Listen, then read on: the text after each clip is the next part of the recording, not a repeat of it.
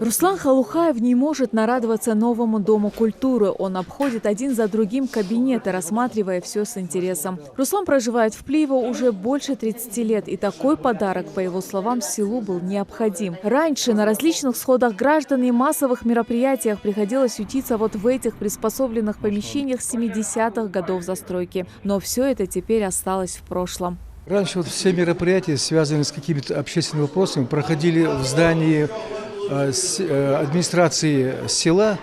Там было помещение приспособленное, очень неуютное, маленькое, и, конечно, не было доступа для желающих там присутствовать. И, конечно, сегодня вот такое огромное, красивое, добротное здание для села, у которого статус сельский, а вид, буквально вот городской вид, настоящий городской вид этого здания. Это великое дело. Я считаю, это огромный подарок для нашего села, для моих односельчан и для меня самого тоже.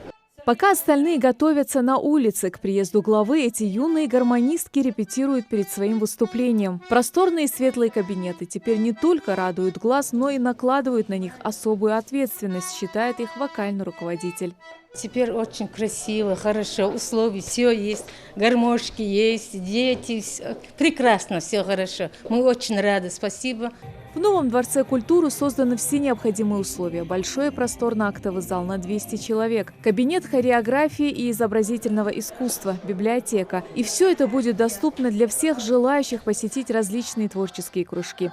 На торжественном мероприятии к собравшимся обратился глава Ингушетии Махмуд Али Калиматов. Он поздравил жителей Плиева с новым объектом и отметил, что это открытие только часть того, что еще предстоит сделать для села. В сельском поселении Плиева открывается такой замечательный новый Дом культуры, который построен по национальному проекту по указу президента Российской Федерации Владимира Владимировича Путина. Сегодня мы много строим и будем еще строить. У нас более 70 объектов еще строить. И Дом культуры, и больницы, и детские сады, и школы. Но сегодня еще много проблем. И мы их до конца для жителей села не решили. Это огорчает. Но я вам скажу честно, мы стремимся, мы делаем и будем делать для каждого села, в том числе для Плиева, улучшение и воды, и энергетики, и газа. Закончив поздравительную речь, глава республики сделал замечание местной администрации. По словам Махмуда Али Калиматова, такие объекты должны строить в центре села, но никак не на окраине.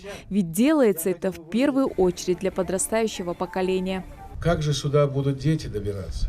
Пока ехал, думал сейчас где-нибудь на хорошей улице, на светлой улице, где есть тротуар, где есть дорога, будет сделано для детей что-то такое. Не нашли земли для детей, для Дома культуры, вынесли на окраину, еще в гору туда бы полезли. Я не сдерживаюсь, я огорчен этим. После официальной части глава Ингушетии вместе с жителями села разрезал красную ленточку и дал старт новому культурному объекту. Далее Махмуд Али Калиматов осмотрел все кабинеты, пообщался с работниками ДК. Также успел посмотреть и концертную программу.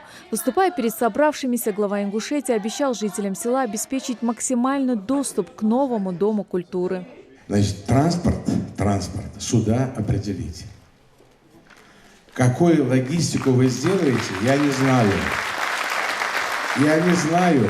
Но если нужна помощь от правительства какая-то, вы понимаете, что сложный бюджет, сложные дела. Но я думаю, что глава района и глава сельского поселения обязательно с этим справятся. Как отмечает в Рио министра культуры, на таких объектах важно создать все необходимые условия для развития детей. Для сельского поселения Конечно, он необходим. Это для воспитания нашей молодежи необходимо. Для того, чтобы люди могли собираться, для того, чтобы сегодня как-то совершенствовать нашу молодежь, как-то их направлять по разным творческим направлениям. Дети же любят что-то сочинять, петь, играть, рисовать. Вот, пожалуйста, для этого и создаются вот эти вот условия. Поэтому местных жителей хотелось бы и поздравить с открытием вот такого шикарного объекта. Да, мы работали не в хороших условиях, там было тесно, там всего зал и фойе, да, там же администрация, все вместе мы были. А сейчас новый ДК открыли, для нас это подарок. Даже мы сами не верим, что это наше. И надеюсь, что мы будем с удовольствием работать и для молодежи, для населения это подарок. До конца текущего года, по словам в Рио министра культуры Тимирлана Дзейтова, по линии нацпроекта планирует сдать в эксплуатацию еще 5 дворцов культуры. Светлана Томова, Майрбек Миржоев. Новости 24.